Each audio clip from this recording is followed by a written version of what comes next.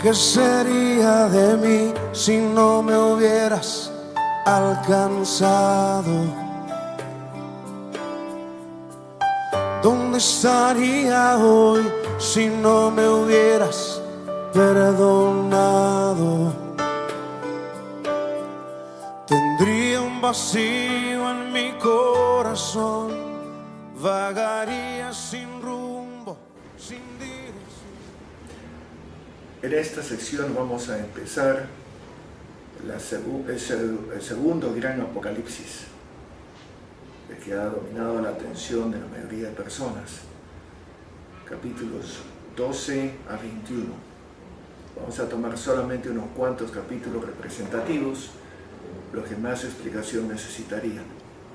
Este segundo apocalipsis se caracteriza por las oposiciones: la mujer, el dragón, cielos, tierra, el cordero y la bestia, Babilonia y Jerusalén. El capítulo 12, por donde empieza este gran apocalipsis, escrito en tiempos de Domiciano, consta de 3 escenas muy marcadas. En un primer momento presenta unos signos o señales en los cielos. Una de esas señales es la mujer y otra señal es el dragón. Ojo, que no son literales, dice son señales, apuntan a una realidad distinta que sí misma. La segunda escena es el dragón y sus secuaces que se rebelaron y son arrojados del cielo. La tercera escena, que concluye este primer capítulo, es la persecución de la mujer por parte del dragón. ¿Quiénes son estos personajes? La mujer, el dragón, el hijo de la mujer, los demás hijos de la mujer. Veámoslo por partes de un modo más sencillo y didáctico. El primero a identificar, muy fácil porque está dado por el texto mismo, es el dragón. El dragón es identificado como la antigua serpiente, el diablo, Satanás, que seduce al universo, que hace ecos al Génesis capítulo 3. Como vemos, es muy obvio. Su descripción en el versículo 3: este dragón tiene 7 cabezas que tienen diademas y tiene 10 cuernos que representan las cabezas, la plenitud del poder. 7, un número de una cierta totalidad. 10 cuernos, 10 también una cantidad determinada, muchos. Los cuernos representan reyes sujetos a ellos, los reyes súbditos. Uno de ellos era Herodes. La mujer, también, que es una señal, no tiene nombre propio, rodeada de 12 estrellas en su cabeza. Hemos visto quizá muchas estampas de la Virgen María. Estos representan a los 12 apóstoles, las 12 tribus, la iglesia. Mujeres antiguamente representaban pueblos. Roma, Atenas, representadas por figuras femeninas, Israel como esposa de Yahvé. Esta mujer tiene, nos dice el texto, dolores de parto, que es una manera de hablar, como todos, imaginario, metafórico. Partos, que quiere decir que va a dar a luz a algo. Se refiere a aquellos tiempos previos a la liberación. Una vez que uno da luz, se siente liberado y feliz de haber dado luz. Esta mujer está en enemistad a muerte con el dragón. De esta mujer se mencionan 2, como podríamos decir, casi personajes, que son el uno, el hijo varón. Este hijo varón, que está en el cielo, es importante observar, ya glorioso, representa a Cristo, y Cristo como la plenitud de la iglesia. Pablo muchas veces habla de la iglesia como cuerpo de Cristo. Es una imagen muy conocida. El hijo varón es hijo de esta mujer, pero que está en los cielos. Nunca ha bajado a la tierra, no ha muerto crucificado, ni nada por el estilo. Es simplemente representativo. Los demás de la descendencia de esta mujer, que está en la tercera escena de este capítulo 12, cuando habla de los demás de la descendencia, son, y cito, lo dice expresamente el texto, los que guardan los mandamientos y tienen el testimonio de Jesús. Es decir, los demás de la descendencia de ella se encuentran sobre la tierra. Es la iglesia que todavía peregrina por este mundo. En la tierra va por el desierto, las aguas se separan, quieren engullir a los demás de la descendencia de la mujer, pero no puede, tiene alas, la mujer se libera. Es el camino a la liberación de una situación de esclavitud. Recuerda al faraón perseguidor. Resumiendo todo esto, podríamos decir que esta grandiosa escena del capítulo 12, que es la presentación de personajes, tiene la siguiente trama. En el cielo se encuentra el dragón que se levanta contra la mujer y quiere devorar a su primogénito. La mujer huye hacia el desierto, baja hacia la tierra. En un segundo momento hay un combate en los cielos, entre tanto Miguel y sus ángeles protectores, contra el dragón y sus propios seguidores. En ese combate que no se describe, un combate súbitamente, simple y llanamente es arrojado a la tierra. Ya no estamos en los cielos, estamos en la tierra. El dragón ahora en la tierra persigue a la mujer que ya había descendido y luego persigue a los demás de la descendencia por el desierto. Esto concluye con un himno de victoria que quisiera leerles brevemente porque creo que lo resume muy bien. Oí una gran voz en el cielo que decía: ahora llegó la salvación y el poder y el reino de nuestro Dios y la potestad de su Mesías. Referencia al hijo de la mujer. Porque ha sido arrojado el acusador, el demonio, de nuestros hermanos, el que los acusaba ante nuestro Dios día y noche. Y ellos lo han vencido por la sangre del Cordero y por la palabra del testimonio que dieron, pues no amaron sus vidas hasta la muerte. Por esto, alégrese cielos y los que moran en ellos, pero ay de la tierra y del mar, porque ha bajado a ustedes el diablo, poseído de gran furor, sabiendo que le queda poco tiempo.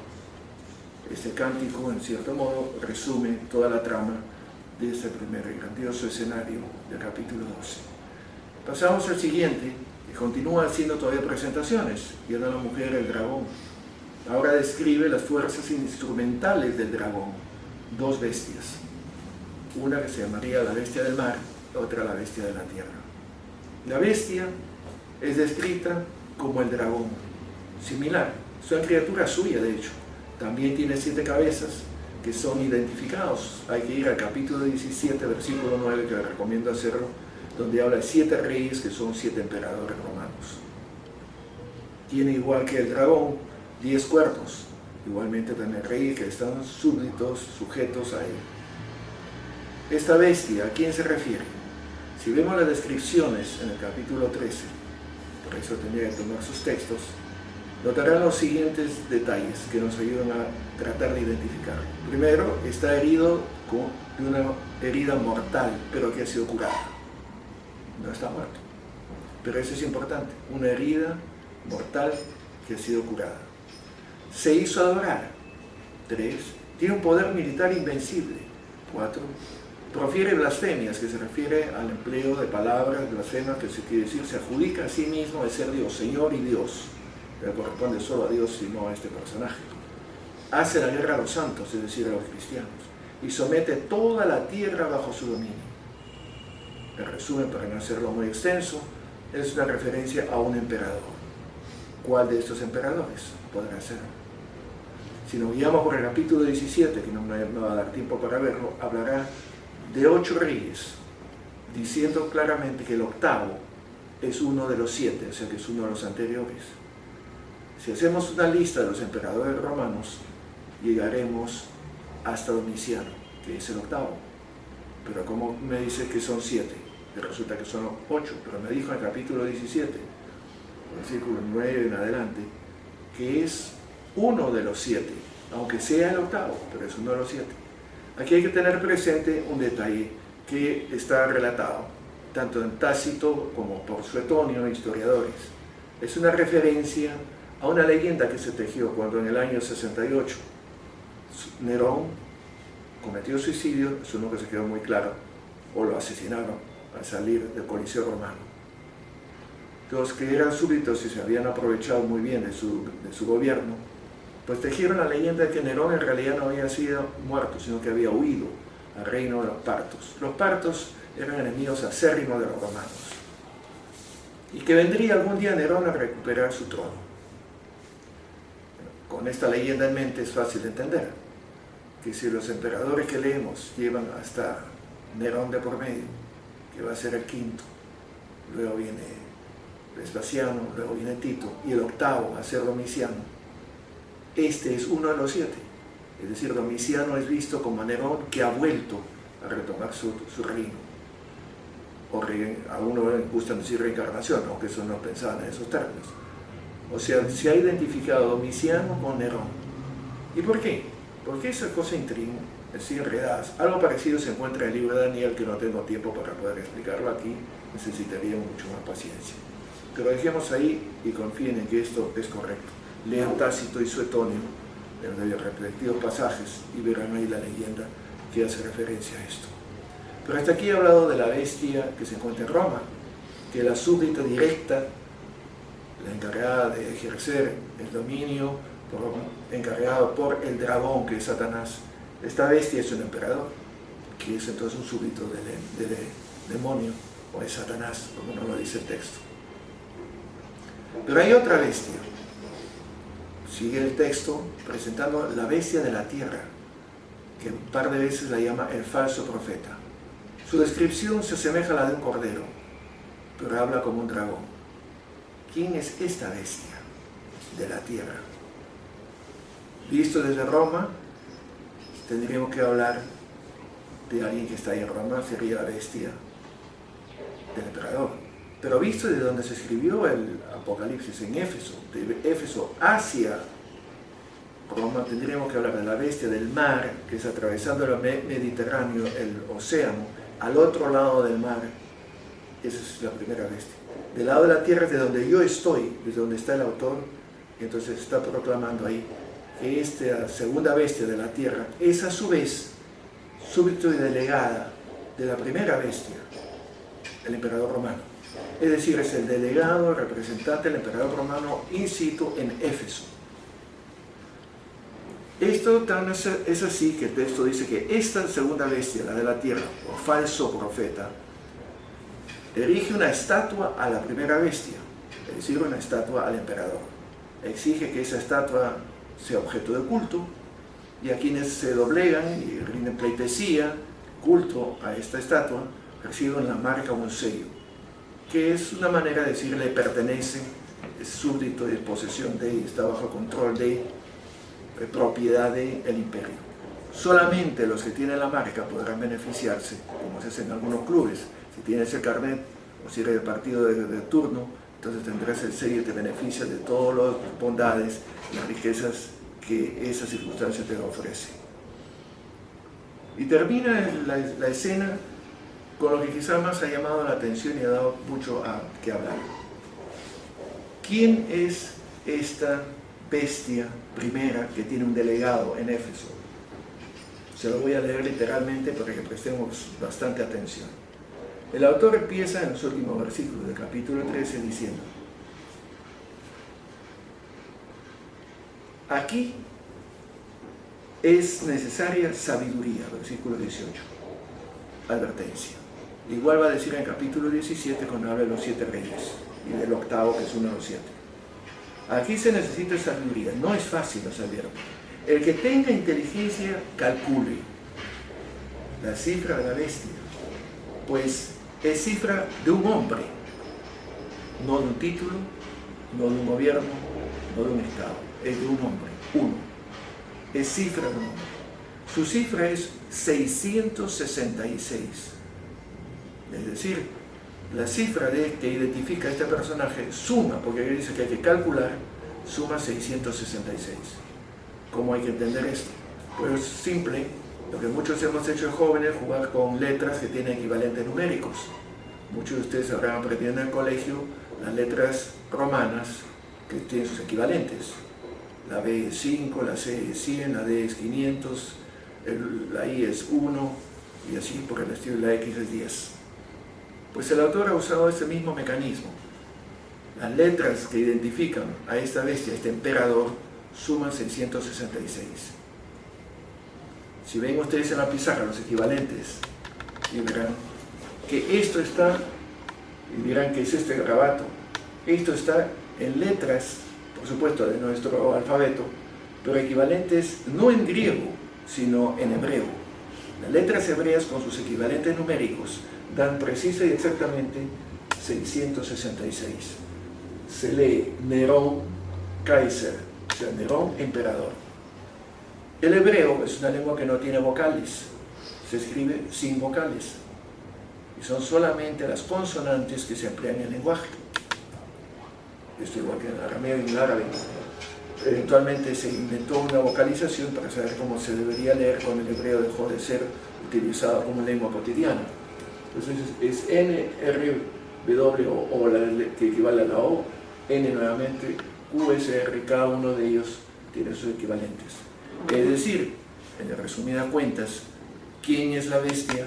La bestia es el emperador Nerón. Pero ¿es Nerón o es Domiciano? Recordarán que les dije hace un rato que Domiciano es entendido como la reencarnación o retorno de Nerón en la escena. No olvidemos que Nerón fue perseguidor de cristianos. El Apocalipsis fue escrito para cristianos. Domiciano maltrataba, o en su régimen, en su reinado, a los cristianos. Se sentían que estaban ante una suerte de nuevo Nerón que había aparecido en el escenario. Identificaron a Domiciano con Nerón, igual que identifican a Roma con Babilonia. Esos intercambios de imágenes son frecuentes en el Apocalipsis y en otras literaturas. No estamos ante nada absolutamente novedoso. Tenemos identificados los personajes. Nos queda todavía un último, que está en capítulo 14 muy brevemente. Es el Cordero. Un detalle al respecto solamente. Aquí aparece un Cordero parado sobre el monte Sión y con él 144.000, otra cifra con la que se ha jugado o se juega mucho. Y dice quiénes son. Estos son los que están en el cielo, son los que ya tienen la victoria. 144.000 corresponde a 12 por 12 por 1000. Esa cifra ya ha aparecido antes en el Apocalipsis. 12 por 12, 144. Y 1000, que quiere decir muchísimos. 12 significa mucha gente, 12 tribus, 12 apóstoles. ¿Pero por qué 12 por 12? Porque la cifra 12 también significa perfección. Las 12 tribus de Israel en estado de perfección es la iglesia. La iglesia es la Israel perfecta. Por eso que 144. Pero la Israel consta de 12 tribus. Y cada tribu tiene muchísima gente. Cada tribu entonces tiene, dicen por 1000. No dice por 10 ni por 100 porque serían pocos. Pero pone 1000. Entonces multiplicamos 12 por 12 por 1000. Nos da los 144.000. No es una cifra matemática exacta contabilizada. Es una cifra como todas las cifras en el Apocalipsis. Simplemente signos representativos o simbólicos para decir algo. Como nosotros ya había cientos de personas, nadie se ha puesto a contabilizar cuántos hay. Esto nos presenta entonces el escenario a partir del capítulo 15, qué sucede con estos personajes encontrados. Por un lado el dragón, por otro lado el cordero, por un lado la bestia, con su representante la bestia local, seguido por los discípulos del Cordero, los seguidores del Cordero, y la Babilonia por un lado, contrapuesta a la Jerusalén. Esto nos invita a entender que este segundo Apocalipsis está centrando ya la atención al emperador Domiciano con cosas muy puntuales, muy precisas, cosas que no vimos en el primer Apocalipsis, de los capítulos 4 al 11, que son muy generales.